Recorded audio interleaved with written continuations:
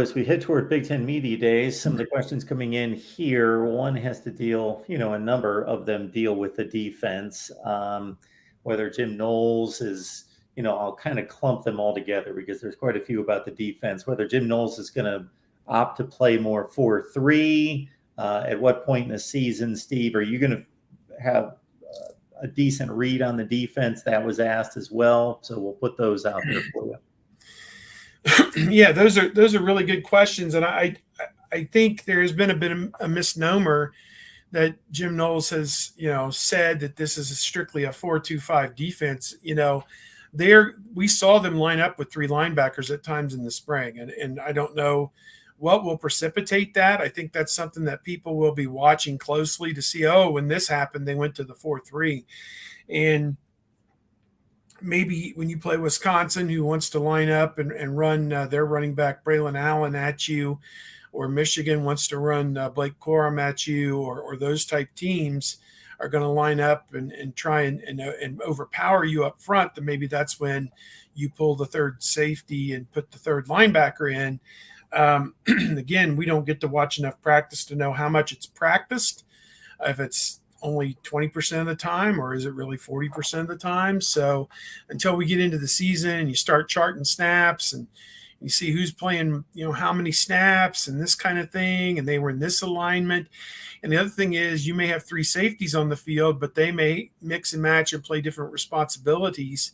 Like, some of them may be in the nickel safety position. Some of them may be in the free safety, the strong safety, whatever their names are, the adjuster, the bandit, whatever they're calling these guys. So you kind of have to look at that game within the game sometimes to understand. And it will take, I don't think you'll glean much of anything from Arkansas State and Toledo. They're just going to out personnel those people. But I do believe you will get something certainly out of Notre Dame, watching them play Notre Dame. And then as I flip open the schedule, I think Wisconsin is week 4. That's an important game. And then week 6 is at Michigan State. So you have 3 top 20 teams, give or take, in your first 6 games. And I do believe Wisconsin, with who they have to play, which is Illinois State, which is an FCS school, Washington State, which is just kind of middle of the road Pac-12, and it's at Madison, and New Mexico State, which is one of the worst programs in FBS. They're going to be 3-0 and ranked number 8 in the country when they come to Ohio State, because they're going to start like 15 or 16, and then as the teams in front of them lose, even not playing anybody, they're going to move up. So, and I think ABC will take that game for a night game. I would think on September the 24th, it's probably the best game they have the rights to on that day. If it's number 2 Ohio State, number 8 Wisconsin, it's pretty much a no-brainer. So, provided Ohio State beats Notre Dame. So, you're going to find out, I think, with those 3 games, Notre Dame, Wisconsin, and Michigan State, they'll play 6 games and then go into a bye week.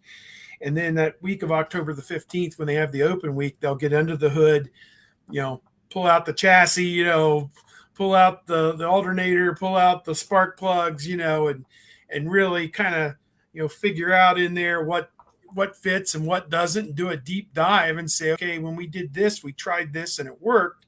When we did this, we tried this and it didn't work. And, I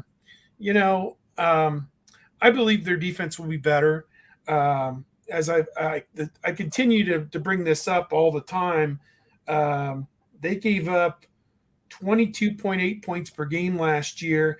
In 2020, it was kind of skewed because of the COVID year. They gave up 35 to Indiana and then 52 to Alabama, which were, kind of unheard of. It was skewed a little bit. They actually gave up in that 8-game season, they gave up almost 26 points a game. So that's not Ohio State football. Back in 2018, they gave up 25.5 points per game. So 3 of the last 4 years, they've been over 20 points a game, which is just very uncharacteristic for Ohio State. And the year in 2019, when they lost to Clemson in the playoff, they were only giving up just shy of 14 points a game. So a touchdown a game makes a tremendous difference. And I know, it evens out over a 12, 14 game season. It really only matters when you're playing Michigan, Notre Dame, Clemson, Alabama, etc. It's how good your defense is, as opposed to did you give up a glory touchdown against Purdue or somebody goofy like that. But it's a consistency thing to me that they've not been very consistent on defense really the last, other than that 2019 season. Over the last 4 years they've really kind of struggled. So to me, that is what I think about with Jim Knowles and the defense. Is it has to be better, it can't be any worse. And everybody's got an extra year.